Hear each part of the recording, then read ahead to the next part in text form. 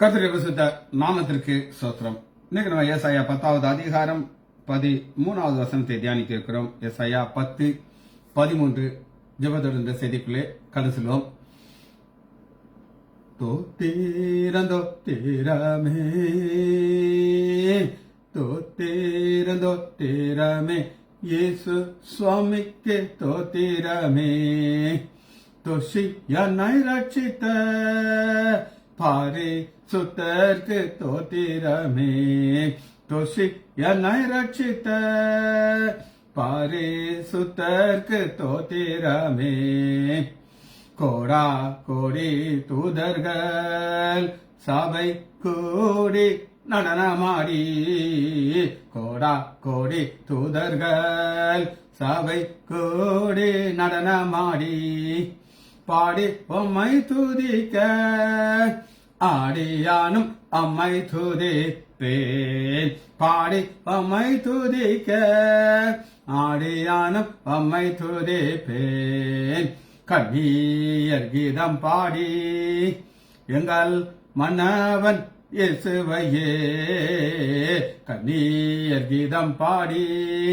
எங்கள் மன்னவன் இயேசுவையே உன்னி அம்மை துதிக்க ஆடியானும் அம்மை துதிப்பேன் உன்னி அம்மை துதிக்க ஆடியானும் அம்மை துதிப்பேன் முப்பார்கள் சுற்றி நின்று எங்கள் மன்னவன் இயேசுவையே முப்பார்கள் சுற்றி நின்று எங்கள் மன்னவன் இயேசுவையே அர்ப்பரித்து துதிக்க ஆடியானும் அம்மை துதிப்பேன் அர்ப்பரித்து துதிக்க ஆடியானும் அம்மை துதிப்பேன் பரிசுத்தவான்கள் சங்கம் எங்கள் பார்த்தீபன் இயேசுவையே பரிசுத்தவான்கள் சங்கம் எங்கள் பார்த்தீபன் இயேசுவையே பாடி அம்மை துதிக்க ஆடியானும் அம்மை துதிப்பேன் பாடி அம்மை துதிக்க ஆடியானும் அம்மை துதிப்பேன் ஆயிரம் நாவிருந்தால் உம்மை படியே தோத்தரிப்பேன் ஆயிரம் நாவிருந்தால் உம்மை படியே தோத்தரிப்பேன் அவையிலே நிறைந்து எந்தன் அண்ணலிடம் சொல்லுவேன் அவையிலே நிறைந்து எந்தன் அண்ணலிடம் சொல்லுவேன் தாழ்த்தி தலைகுனிந்து ரத்த சாட்சிகள் கூட்டமெல்லாம் தாழ்த்தி தலைகுனிந்து ரத்த சாட்சிகள் கூட்டமெல்லாம் போற்றி உம்மை துதிக்க ஆடியானும் உம்மை துதிப்பேன் போற்றி உம்மை துதிக்க ஆடியானும் உம்மை துதிப்பேன் கெரூபின் செராபின்கள் வட சட்டையினால் மோடி கெரூபின் செராபின்கள் வட சட்டையினால் மோடி நேராய் உம்மை துதிக்க நீசன் நானும் உம்மை துதிப்பேன். இயேசுவின் நாமத்தினாலே ஜெபங்களின் பிதாவே ஆமென். கர்த்தருடைய பரிசுத்த நாமத்திற்கு ஸ்தோத்திரம்.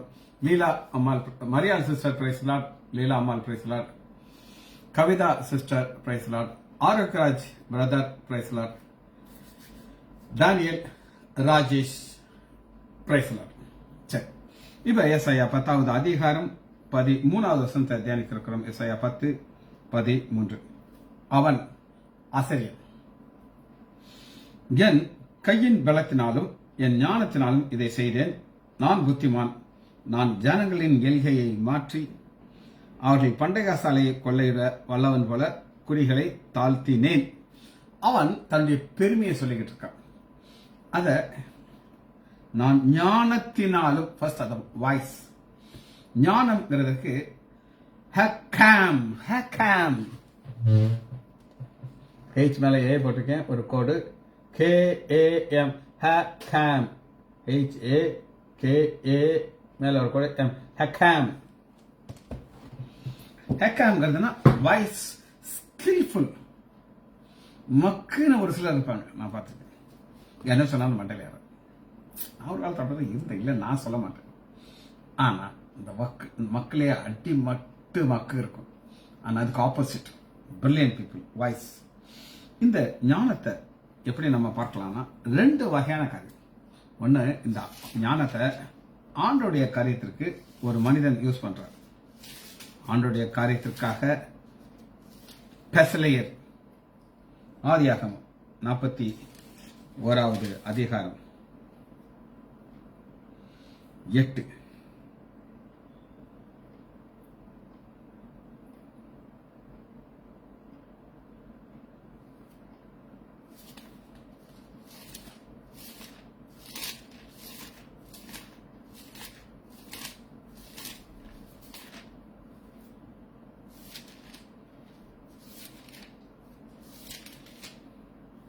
பெத்லெஹேம்.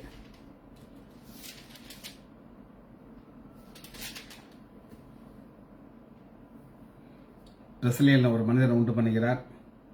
அவருக்கு என்ன ஞானத்தை கொடுத்திருக்கிறார் அப்படின்னு கேட்டீங்கன்னா, இதெல்லாம் செய்ய பாருங்க. யாத்ராகமம் 35:33.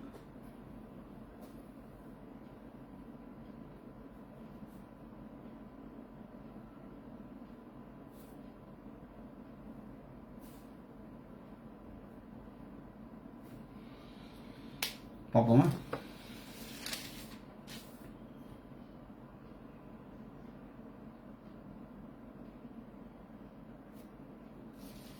யாத்ராகமம் 35வது அதிகாரம் 33 அவனுக்கு பெசலேலுக்கு ஞானத்தையும், அதைத்தான் நம்ம ஹக்கேம் ஞானத்தையும் புத்தியையும் அறியும் அள்ளி அவன் சகலவித வேலைகள் செய்யும்படி தேவ ஆவினாலே அவனை நிரப்பினார். தேவ ஆவினாலே நிரப்புகிறார். ஆவியானவர் யாருக்கு எதை கொடுக்கணும் அவர் முடிவு பண்ணிருக்கார். எல்லாருக்கும் ஆசைதான், எனக்கு ஒரு வரம் வேணும், நான் தலையில் கை வைத்தால் சுகத்தை உடனே கொடுக்கணும்.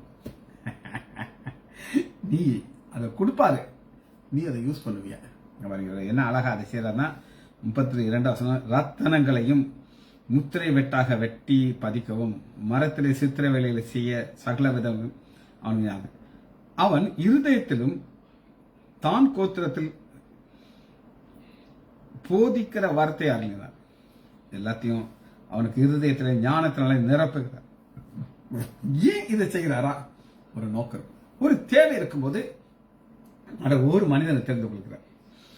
ஆனா இப்போ ஒரு ஆப்போசிட்டான காரியத்தை அவங்களுக்கு காட்டுறோம். தேவ ஆவிக்காக செய்யற காரியம் ஆப்போசிட். ஏசாயா 40வது அதிகாரம் 40:20 அதற்கு கொடுத்த வகை என்றால் உடுத்து போகாத மரத்தை தெரிந்து கொண்டு அசையாத ஒரு சொரூபத்தை செய்யும் நிபுணராக ஒரு தற்செயலை தெரிகிறார். இங்க நம்ம பார்க்கிறோம் பெத்லெஹேம் யார் அப்படின்னா தேவனுடைய காரியத்தை செய்திருக்க ஞானம். இங்க ஆப்போசிட். 2 பக்கம் இருக்குது, கிமு கிபி, கிறிஸ்துவுக்குள் கிறிஸ்து வெளியில. இது இவனுக்கு வேலை என்ன அப்படின்னு கேட்டீங்கன்னா, ஒரு மரத்தை கண்டுபிடிப்பான், அதை தட்டி சொல்லிடுவான், இதுதான் பெஸ்ட் மரங்க, இது தேக்கு, வைரம் பாஞ்ச தேக்கு, இதில் நம்ம ஒரு ஸ்டாண்டு செஞ்சாச்சுன்னா அது மேல நம்ம விக்கிரத்தை வச்சாச்சுன்னா அசையவே அசையாது. சரி, இது அவனுக்கு ஆண்டவர் கொடுக்கிறது. இன்னொரு ஒரு மோசமான அறிவு. இப்படி ஒரு அறிவு எல்லாம் இருக்காங்க, நான் இல்லை நான் சொல்ல. ஆனா இவனை மாதிரி ஒரு மோசமான உலகத்திலே பார்க்க முடியாது. 2 சாமுவேல் 13வது அதிகாரம் 3 அம்னோனுக்கு தாவீதின் தமையன் சிமியாவின் குமாரனாகிய யோனாதாப் என்னும் பெயர் கொண்ட ஒரு சிநேகிதன் இருந்தான். அந்த யோனாதாப் மகா தந்திரவாதி. மகா தந்திரவாதி அப்படின்னா என்ன அர்த்தம்னா, இவன் ஒரு ஆலோசனை கொடுப்பாங்க. அந்த ஆலோசனை என்ன செய்யுதுன்னா, இந்த யோனாப் அம்மோன் செத்து போயிட்டான். எந்த ஒரு உறவை செய்யக்கூடாது, இவனுடைய ஆலோசனைப்படி அம்மோன் செய்யறான். செஞ்சு கடைசியில் டெத். இவருடைய வாழ்க்கையை பார்த்துருக்கேன். ஒரு ராங் மூவ் எடுப்பாங்க. அந்த ஒரு ராங் மூவ்ல அவங்க வாழ்க்கையை கம்ப்ளீட்டா சதிரிடும், சின்ன பண்ணாங்க. நான் அப்பவுமே யோசிப்பேன், ஒரு காரியத்தை செய்யறதுக்கு முன்னாடி ஆண்டவரே உனக்கு சித்தம் இருந்தானா இதை செய்யும், இல்லை இதை நிப்பாட்டிருக்கேன். நானும் என் மனைவியும் கலந்து ஆலோசிக்காம எதையுமே அங்கே செய்ய மாட்டோம். ஆண்டவர்களுக்கு ஒரு ஆசீர்வாதத்தை கொடுத்தாரு. சரி, 2வது ராப், திருடுகிறான், கொள்ளையடிக்கிறான். 10வது அதிகாரம் பண்டகசாலையை கொள்ளையிட்டு ராப், ROB. ராபுக்கு சுலாஸ், சுலாவ், சுலாவ்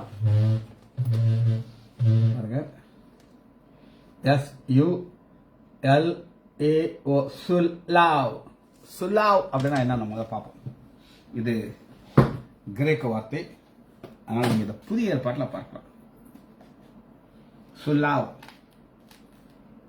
2 கொரிந்தியர் 11வது அதிகாரம் 8வது வசனம். உங்களுக்கு ஊழியம் செய்யாதபடிக்கு மற்ற சபையிலிருந்து சம்பளத்தை பெற்று நான் கொள்ளையிட்டேன். நீங்கள் உயர்த்தும்படி நான் என்னை தாழ்த்தி தேவ சுவிசேஷத்தை இலவசமாக உங்களுக்கு பிரசங்க குற்றம் செய்தேனோ. அவளுடைய இறுதியும் வேதனை இருக்கு. கொள்ளை அடிச்சேனா அப்படிங்கிறார். இந்த கொள்ளைங்கிற வார்த்தை என்ன? சுலாவ், SULAO. இது இன்னொரு வித்தியாச வகையில பவுல் தான் சொல்றார். கொலோசியர் 2வது அதிகாரம் 8வது வசனம். கொலோசியர் 2:8. லௌகீக ஞானத்தினாலும் மாயமான தந்திரத்தாலும் ஒருவனும் உங்களை கொள்ளை கொண்டு போகாதபடிக்கு. மாயமான தந்திரம், ஒரு காரியத்தை ஏமாத்திடுவாங்க. ஒரு நடந்த சம்பவத்தை உங்களுக்கு நான் சொல்றேன்.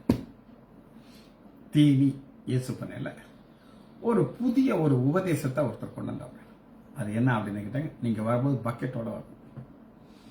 பக்கெட்டோட வந்து நீங்க வாந்தி எடுக்கணும். வாந்தி எடுத்துட்டு தான் நாங்க பிரசங்கத்தை ஆரம்பிப்போம். இதுக்கு தான் நம்ம பார்க்கிறோம். ஒருவனும் உங்களை கொள்ளை கொண்டு போகாதபடிக்கு எச்சரிக்கை இருங்க. அந்த கொள்ளை கொண்டு போறதுக்கு தான் நம்ம பார்க்கறது ராப். இன்னொரு வார்த்தை இருந்து கெட்டா ப்ரோபியோ. கெட்டா பிராபியோ. கெட்டா KATA. முதல்ல கெட்டாவா எடுத்துக்கோங்க. KATA கெட்டா. பிராபியோ. பிரா BRA பிரா. BO BEUO பிராபியோ. 2வது கெட்டா பிராபியோ. இது என்னன்னு உங்களுக்கு காட்டுறேன். பிலிப்பியர் 3வது அதிகாரம் 14 கிறிஸ்து இயேசுக்குள் தேவன் அழைத்த பரம அழைப்பின் பந்தய பொருட்கள் லக்கை நோக்கி தொடர்கிறேன்.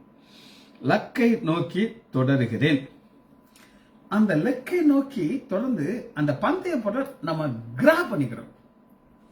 இதுவும் ஒரு கொள்ளை மாதிரிதான். எல்லாரும் ஓடுவாங்க, ஒருத்தருக்கு மட்டும் அது கிடைக்கும். அதுதான் கட்டா பிராபியோ, அகெயின்ஸ்ட் அப்படின்னு சொல்லி. அடுத்து ராபர். ராபருக்கு லிஸ்டஸ், LESTES, லிஸ்டஸ். 3 வார்த்தை நமக்கு கற்றுக்கொள்ளும். LE மேல பாடு போட்டிருக்கேன். STES, லாஸ்டியஸ். ராபர். இது யார் அப்படின்னு கேட்டீங்கன்னா கொள்ளை, ரியல் ராபர், திருடை. யோவான் 10வது அதிகாரம் 1வது. யோவான் 10:1. மெய்யாகவே மெய்யாகவே நான் உங்களுக்கு சொல்கிறேன், ஆட்டு தொழுவத்திற்குள் வாசல் வழியாக பிரவேசியாமல் வேறு வழியாக ஏறுகிறவன் கள்ளனும். கள்ளன், ராபர் வேற, ஸ்நாச் பண்ணி கொண்டு போறது வேற, ராபர். சரி, 3வதாக பார்க்கணும் ஸ்ட்ரென்த். இந்த ஸ்ட்ரென்த் நீங்க எப்படி பார்க்கலாம் அப்படின்னு கேட்டீங்கன்னா, எசாயா 10வது அதிகாரம் 13வது வசனத்துல அவன் என் கையின் பலம். அந்த கையின் பலத்துக்கு ஸ்ட்ரென்த், கையின் பலம் ஸ்ட்ரென்த். ஸ்ட்ரென்த்துக்கு HAYL, HAYL ஸ்ட்ரென்த், HAYL, ஹயல். மேல எல்லாம் நீட்டுறதுக்கு ஒன்று ஹயல், HAL, ஹயல், அவ்வளவுதான். இது ஒரு வல்லமை, ஃபோர்ஸ், பவர். அந்த பவர் இருந்தா தான் போய் அதை ஸ்நாச் பண்ணி கொண்டு வர. ஆர்மிக்கு ஹயல் தான், ட்ரூப் எல்லாமே ஹயல் தான். இதுக்கு என்னன்னா பிசிக்கல் ஸ்ட்ரென்த், 2 வகையான ஸ்ட்ரென்த் இருக்கு. ஆவிக்குரிய பலன் அப்படின்னு இருக்கு. அந்த ஆவிக்குரிய பலன்ங்கிறது என்ன அப்படின்னு கேட்டீங்கன்னா, ஒரு மனிதனுக்கு 2 வகையான ஸ்ட்ரென்த் இருக்கும். உள்ளான மனிதனுக்கு ஒரு ஸ்ட்ரென்த் இருக்கும், வெளியில சரீரத்தில் வேற ஸ்ட்ரென்த் இருக்கும். இந்த வசனம் உங்களுக்கு புரியுறதுக்கு பிரசங்கி நீங்க எடுத்துக்கணும். பக்கம் 799, 10வது அதிகாரம் 10வது வசனம். இரும்பு ஆயுதம் மழுங்கி இருக்க அதை ஒருவன் தீட்டாமல் போனால் அந்த பலன் பிரயோகிக்கும். பலத்தை, ஒரு நைஃப் இருக்கட்டும், ஒரு கோடாரி இருக்கட்டும், ஒரு கத்தியா இருக்கட்டும், அதை ஷார்பன் பண்ணணும். ஷார்பன் பண்ணலைன்னா அதோடைய பவர் போயிடும், குத்துனாலும் சாக மாட்டான். இதான் நம்ம பார்க்குறோம். Strength, Hale. ஒரு அம்மா பிள்ளையே இல்லை, இருக்கு பிள்ளை கிடைச்சிச்சு. பிள்ளை கிடைச்சாலும் ஒரே சந்தோஷம் அந்த அம்மாவுக்கு. அந்த அம்மா ஆண்டவருடைய சமூகத்தில் ஆண்டவரை பார்த்து ஒன்று சொல்லுது. அன்னாருடைய ஜெபத்தை எடுத்து பார்த்தீங்கன்னா இந்த ஹயாலுக்கு வேற ஒரு கோணத்தில் நம்ம பார்க்கலாம்.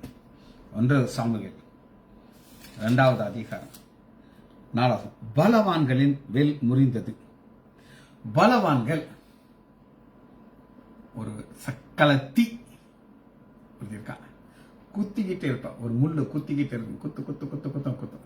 இப்ப அது உடஞ்சி போச்சு. ஏன் உடஞ்சி போச்சு? பிள்ளை எல்லாம் குத்திக்கிட்டு இருக்காங்க. இப்ப ஒரு அழகான ஒரு ஆண் பிள்ளை பிறந்துட்டான், அவனுக்கு சாமுவேல்னு பேர் வச்சாச்சு. அந்த பலவானுடைய ஹேல் முறிஞ்சு போச்சு. சங்கீதம் 18வது அதிகாரம் 32வது வசனம். என்னை பலத்தினாலே இடை கட்டி, என்னை ஹயல்னாலே இடை கட்டி, என்னை உங்களையும். அது ஆண்டவர் கொடுக்கிற பலன். இது பலமானுடைய வில்லு கிடையாது கொடுக்கிறது. இன்னொரு பலத்துல ஆண்டவர் பிரியமா இருக்க மாட்டார். 33வது அதிகாரம் 17வது வசனம். அது ரட்சிக்கிறதற்கு குதிரை விருதா, அது தன் மிகுந்த வீரியத்தினாலே தப்புகிறது. மிகுந்த வீரியங்கிறது மிகுந்த ஹேர். சரி, லாங்குவேஜ் பார்த்தாச்சு, வாசனத்துக்குள்ள கடந்து.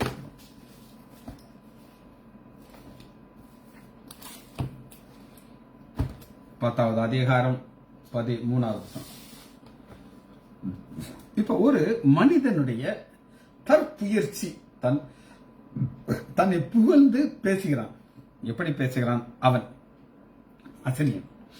என் கையின் பலன், என் கையில ஒரு பவர் இருக்குது, எனக்கு ஞானம் இருக்குது. பவர், ஞானம், இதனால செய்தேன், நான் புத்திமான். ஆனா யார் புத்திமான் அப்படின்னு நம்ம பார்க்க போறோம். இவன் புத்திமான் கிடையாது. யார் புத்திமான் அப்படின்னு நீங்க கேட்டீங்கன்னா, எரேமியால நீங்க பார்க்க போறோம். எனக்கு ரொம்ப பிடிச்ச ஒரு வசனம், 9வது அதிகாரம் 23வது வசனம். எரேமியா 9:23. இதுதான் நீதிமான், இதுதான் ஆண்டவருக்கு பிரியம். எது அப்படின்னு கேட்டீங்கன்னா, ஞானி தன் ஞானத்தை மேன்மை பாராட்ட வேண்டாம், பராக்கிரமசாலி தன் பராக்கிரமத்தை குறித்து மேன்மை பாராட்ட வேண்டாம், ஐஸ்வர்யவான் தன் ஐஸ்வர்யை குறித்து மேன்மை பாராட்ட வேண்டாம். 3 கூட்டத்தை பார்க்கணும். ஞானி, ஐஸ்வர்யவான், பலன், ஸ்ட்ரென்த், பராக்கிரமசாலி.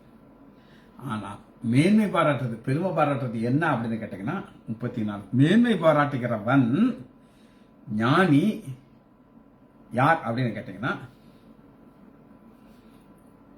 பூமியிலே கிருபையையும் நியாயத்தையும் நீதியும் செய்கிற கர்த்தர் நான் என்று என்னை அறிந்து உணர்ந்த குறித்து மேன்மை பாராட்டு கர்த்தர் சொல்கிறார். இது இவைகள் மேல் பிரியமா இருக்கிற கர்த்தர் பிரியமாய். ஆண்டவர் எது மேல பிரியமா இருப்பாங்கன்னா, நீங்க உங்களை புகழ்ந்துகிட்டே எனக்கு தெரியும். எனக்கு ஒரு ஆண்டவர் இருக்கிறார். அவர் என்ன செய்வார்னா, பூமியில எனக்கு கிருபையை கொடுக்கிறார். நீங்க கிருபை கிருபை கிருபை ஆண்டவன் கிருபையை கொடுத்துட்டு சொல்லிட்டு இருக்கீங்களா, அவர் பிரியமாயிடுவார். நான் அவருக்கு அப்படியே துதியை செலுத்திட்டு இருக்கேன். 2வது நியாயத்தை, எந்த ஒரு காரியம் செய்தாலும் ஒரு நியாயம் அப்படின்னு ஒண்ணு இருக்கு. ஒரு தவறான ஒரு காரியத்தை ஒருத்தர் செய்கிறார், எல்லாரும் இருந்தம் எப்படி இருக்கும் தெரியுமா உங்களுக்கு? முடிவு எப்படி இருக்கும் அப்படின்னு வச்சு ஒரு நடந்த சம்பவத்தை உங்களுக்கு நான் சொல்றேன். பல வருஷத்துக்கு முன்னாடி, ஏறக்குறைய 30 வருஷம் இருக்கும்னு நான் நினைக்கிறேன். தேவமார்க்கர்ல ஒரு ஆள் இருந்தார், மோசமான மனிதன். ஒரு மாதிரி மோசமான உலகத்திலே பார்க்க முடியாது. அவரை குறித்து எல்லாரும் சொல்லுவாங்க, இவன் எப்படி நாரி சாக போறான்னு சொல்லிட்டு. ராத்திரி அவருக்கு நெஞ்சு வலி வந்துச்சு. எங்க ஹாஸ்பிட்டல் ஸ்டாஃப் அவங்க வீட்டில் பக்கத்துல அந்த பொண்ணை கூப்பிட்டு, அண்ணாச்சிக்கு நெஞ்சு வலிக்குது வந்து பாருமான்ட்டு. அந்த பொண்ணு, அண்ணாச்சி என்ன கிட்ட வந்திருக்காரு. அவன் மேல அப்படியே சாஞ்சு அப்படியே செத்து போயிட்டார். அந்த பொண்ணு மேல சாஞ்சு அப்படியே உயிர் போயிடுச்சு. எல்லாரும் சோகமாயிட்டாங்க. அட்டா இவனுக்கு இப்படி நல்ல சாவா சோகமாயிட்டாங்க. எங்க அம்மா ஒரே ஒரு பிரீதிங் எடுத்தாங்க, அப்படியே இறந்துட்டாங்க. அப்ப ஒரு அம்மா, எங்க அம்மாவுடைய சீனியர் அம்மா, எங்க அம்மா, நான் ஏன் முன்னாடி அந்த அம்மா சொல்லுது, ஐயோ இருக்கு இப்படி நல்ல சாவோட போயிட்டே நீ, நாங்க எப்படி நாரி சாக்க போறோம்னு எங்களுக்கு தெரியலன்னு சொல்லிச்சு. அந்த அம்மா சொன்னபடியே அது நடந்துச்சு. எங்க அம்மா இறந்து ஒரு சில வருஷங்கள் அந்த அம்மா, அது சீனியர் எங்க அம்மாவோட ஹிப்பு உடஞ்சி போச்சு. உடஞ்சோன்னு அந்த அம்மாவுக்கு அவர் ஆப்ரேஷன் பண்ணாங்க. ஆப்ரேஷன் பண்ணி அவங்களால நிற்கவும் முடியல, நடக்க முடியல, படுத்தே இருந்தாங்க.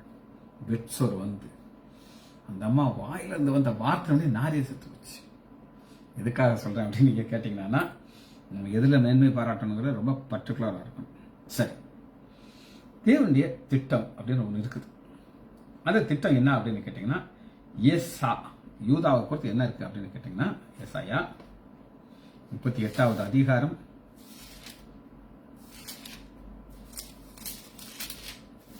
31வது 38, 31 இதுதான் தேவனுடைய திட்டம்.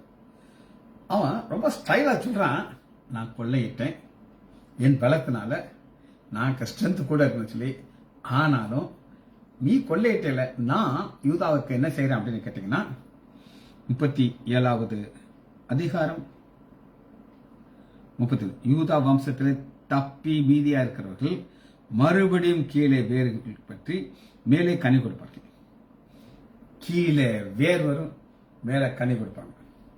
ஆகையால் மீதியா இருக்கிறவர்கள் எருசலேமிலேயும் தப்பியர்கள் சியோன் மலையிலிருந்து புறப்படுவார்கள். எருசலேம் சியோன் மலை, இத ஆண்டவர் ஏற்கனவே சொல்லிட்டாரு. ஏசாயா 9வது அதிகாரம் 12வது வசனம். ஆகையால் ஆண்டவர் சியோன் மலையிலும் எருசலேமிலும் செயலை செய்து முடிச்சிட்டாரு. யூதா மக்களை மீதியா வச்சிருக்காரு, அவங்க வேர் கொள்ளணும். இந்த மீதியா இருக்கிறவங்கலாம் யார் அப்படிங்கிறதுக்கு ஒரு டெபினிஷன் இருக்கு. எல்லாத்துக்கும் டெபினிஷன் இருக்கு. மீதியா இருக்கிறவங்க யாருங்கிற ஒரு டெபினிஷன் நீங்க கேட்டீங்கன்னா, ஏசாயா 10வது அதிகாரம் 21வது வசனம். மீதியா இருப்பவர்கள் யாக்கோபில் மீதியா இருக்கிறவர்களே வல்லமை உள்ள தேவனத்துக்கு. இப்ப வல்லமை உள்ள தேவனத்துக்கு திரும்புறவங்க தான் மீதியா இருக்கிறார். மொத்த மக்களையும் ஆண்டவர் எப்படி பார்க்கிறார் அப்படின்னு கேட்டான், மேல பார்க்கிறார், நட்சத்திரத்தை பார்க்கிறார், கீழே பார்க்கிறார், மண்ணா பார்க்கிறார், கடற்கரை மணல், அத்தனை பேர் இருக்காங்க. ஆனா அத்தனை பேர் கிடையாது. ஒரு கூட்டத்தார் ஆண்டோட்ட திரும்பி வருகிறார்கள். சரி, இப்ப ஒரு தேவ எச்சரிப்பை உங்களுக்கு நான் காட்ட போகிறேன். தேவ எச்சரிப்பு, உபாகமம் 8வது அதிகாரம்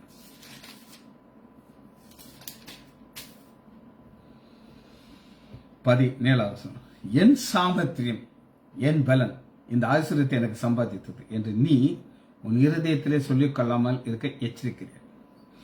ஒவ்வொன்றுக்கும் நம்ம கிருபை கிருபை கிருபை. இன்னைக்கு நான் உங்க முன்னாடி இருந்து ஒரு வார்த்தையை சொல்றேன்னா அது கிருபை. நான் என்னைய மாதிரி மோசமான உலகத்திலே பார்க்க முடியாது. ஆனா என்னைய வச்சு ஆண்டவர் ஒரு காரியத்தை செய்யறானா அது கிருபை, அது என்னுடைய ஸ்ட்ரென்த் கிடையாது. இப்படி இருக்கும் பொழுது என்ன ஆசீர்வாதத்தை அவர் கொடுப்பார் அப்படின்னு கேட்டீங்கன்னா, நித்திய ஜீவனை கொடுப்பார். சரி, தேவனுடைய கோபத்திற்கு காரணம் பல காரணங்கள் இருந்துச்சு. இப்போ ஒரு காரணத்தை காட்ட போகிறேன். ஏன் ஆண்டவர் அசீரியன்கிற ஒருத்தனை அனுப்பி இந்த கொள்ளையடிக்க வச்சார்? காரணம் என்ன? எசேக்கியேல் 25வது அதிகாரம்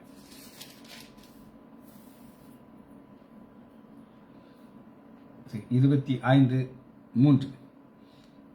அம்மோன் புத்திரருக்கு சொல்ல வேண்டியது என்னவென்றால், கர்த்தராகிய ஆண்டவர் வார்த்தையை கேளுங்கள். கர்த்தராகிய ஆண்டவர் வருகிறது, என் பரிசுத்த ஸ்தலம் பரிசுத்த குலைச்சலாக்கும் பொழுது, இஸ்ரேல் தேசம் பாழாக்கும் பொழுது, யூதா வம்சத்தார் சிறையிருப்பிலே போகும் பொழுது, நீ அவருக்கு விரோதமாக ஆ ஆ என்று நிறுத்திட்ட. உங்களை பார்த்து யாராவது கோவரமா வரும். ஆனா இந்த ஆண்டோடைய பிள்ளைகளை பார்த்து ஆ ஆ இதே மாதிரி இன்னொரு வசனத்தை காட்டு. சேம் 28:3. இதோ தானியேலை பார்த்தும் நீ ஞானவான், ரகசியமானவனுக்கு மறைபொருள். நீ உன் ஞானத்தினாலும் உன் புத்தியினாலும் பொருளை சம்பாதித்து பொன்னையும் வெள்ளியும் உன் பொக்கிஷத்திலே சேர்த்து கொண்டாய், உன் இருதயம் மீட்டுமையாச்சு. இது பெருமை வரத ஆண்டவருக்கு தெரியும். பெருமை வந்து ஓட்டு தள்ளிடுவார்.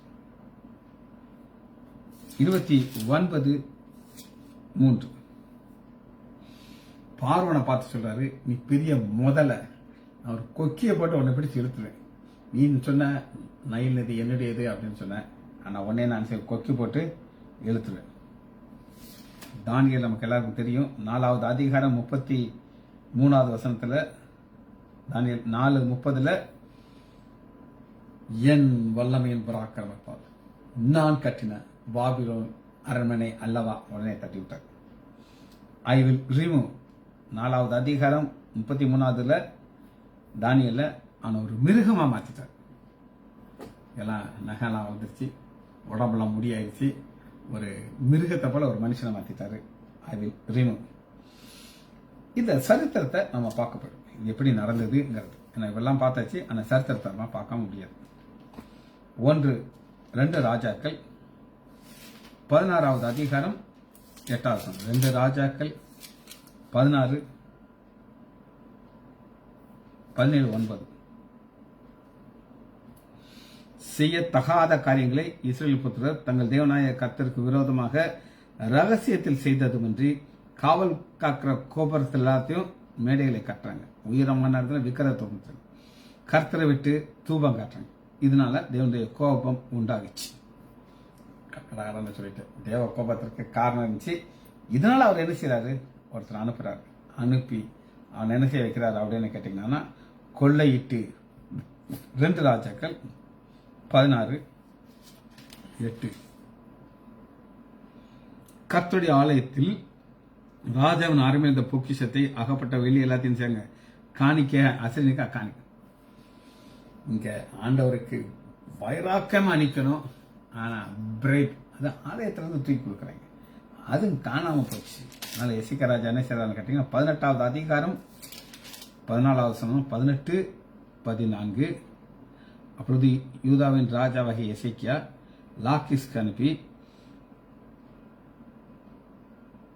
யூதா ராஜாவாகிய எசேக்கியேல் மேல் 300 தாலந்து வெள்ளியை சுமத்தணும், ஃபைன் போட்டான். இவன் அரண்மனை பொக்கிஷத்தெல்லாம் எடுத்து தூக்கி கொடுத்துட்டான். கேட்டுப்பாங்க, கொள்ளையிடுங்கிறது இதுதான். ஜெபிச்சு படிப்போமா? மகா இரக்கமும் கிருபையுமுள்ள பிதாவே, உண்மை துதிக்கிறோம் ஐயா. நான்கு உள்ள இருதயத்தோடு உடைய திருசாம்பு ஐயா, தன்னை நன்மைகள் ஐயா, தன்னை கிருபைகள் ஐயா, சொல்ல முடியாத இவர்களுக்காக நன்றி. இந்த ஆழமான சத்தியத்தை தூயாவினர்களை விளக்குனதுக்காக நன்றி ராஜா. பிள்ளைகள் ஒவ்வொரு வரையும் என் ஆண்டவராகிய இயேசு கிறிஸ்துவின் நாமத்தினாலே ஆசீர்வதிக்கிறேன். இயேசுவின் நாமத்தினால் ஜெபங்களுக்கு பிதாவே, ஆமேன் ஆமேன் ஆமேன்.